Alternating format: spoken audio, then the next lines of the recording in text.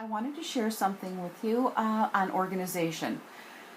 I had a binder, it's about maybe 2 inches, and I had sheet protectors in there.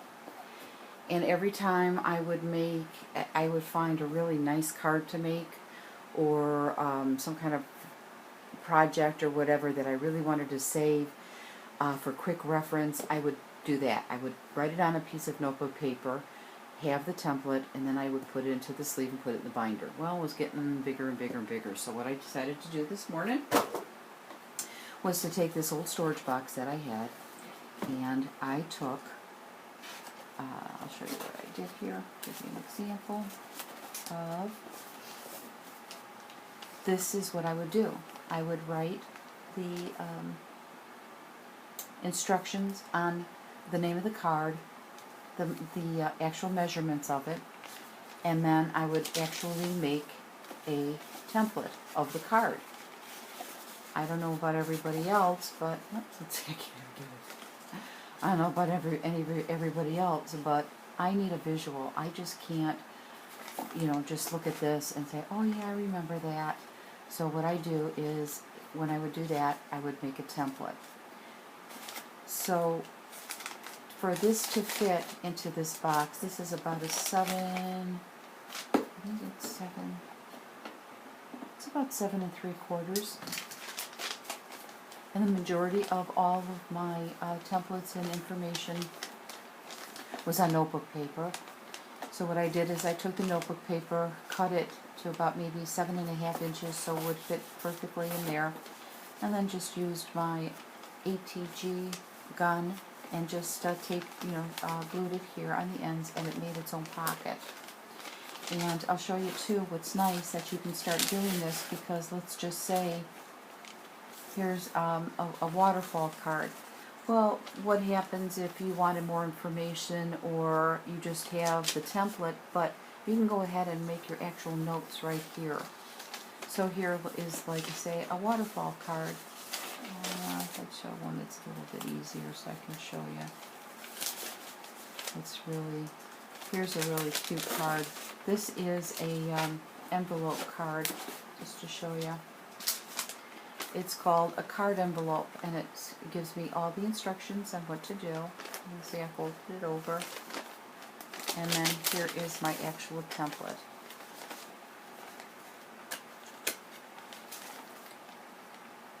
So, let me say, I'm a visual person, and what's nice about this is that I can see exactly what oh yeah, I remember that card. I can't give credit to anybody because I'm sorry, I don't remember where I saw these. The majority of these are from following people on YouTube, very talented people, and I want to say thank you to everybody that has given me the inspiration to make these cards and to think outside the box. No pun intended. But this is how I started collecting all my different cards. Because I'm not one to make a multiple of the same thing. To me, that's too boring. I need to do something a little different. If I do make 2 or 3, or if I'm in a swap and it has to be the same, then that's fine. But if I go ahead and make something and I enjoy it, I will make it a little bit of a variation of it. I do not make the same thing twice. So I just wanted to show you some of the examples. Like here is one, and this is called the trifold card. And here I have all the instructions, and then here is the actual card itself. Because looking at this, it looks pretty easy, and I have my little diagram. This is how I do things, my little diagram. But it's easier for me to see the actual card. So here again is another example. So on one section I have all my card templates. In another section I have some of my favorite albums that I have done, and it's a quick reference that I can go ahead and say, yes, I remember how to do that. but an actual visual say, yeah, how did I do that again? You know, the Matchbook album, which is a great album that I think I made a year and a half, 2 years ago, and that's from Kathy Orda and Paper Phenomenon, just a very talented lady. Hard-covered albums, mini albums. And then I have some little projects like how to make the paper bows. Anyway, the templates. Here's like the tea light birthday cake. The birthday cake that I make with the tea light. Here's the instructions on how to make it. Very easy because it's just quick reference to me. Oh, there's my little drawing of my birthday cake. But instead of kind of guessing or whatever, I know it's my 2-inch scallop punch. And then I have the actual templates because I don't have to redo anything. It's right here for me. So I just wanted to share that with you just to show you some of the things that how I started organizing my cards, all of my notes and stuff. Here's another one. Here is the double tea bag holder. How cute is that? We did this for like Christmas and we put like candy in it, or you can do the tea bags and stuff. And that one I just had on the piece of paper and I just glued it to the actual outside of the envelope. And then I have just other stuff. I have other little templates. I have some basic tips and information. And I put on here tips and more information. So just if I want to look to see if there's any like little tips or whatever. I'd really be interested if you could tell me to give me more information and more tips on what you do to organize. I'm sure that not everybody remembers exactly every card they take and make and have on display. You either put them away, give them away, whatever, but say, oh yeah, remember, I don't remember how to do that. I'd really like to have people let me know how they organize stuff. And then, like I said, I've been going through all of my old pictures and my cards and stuff, and I did find this card. And this is a card from my grandmother and my great aunt. And I had forgotten all about this. And that's what I'm saying. You put this stuff down in a box and you don't look at it. And I want to keep this out to remind me.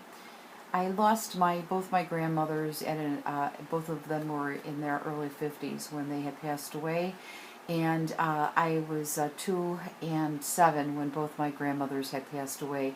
So I did not have the pleasure and be as lucky to spend time with my grandmothers.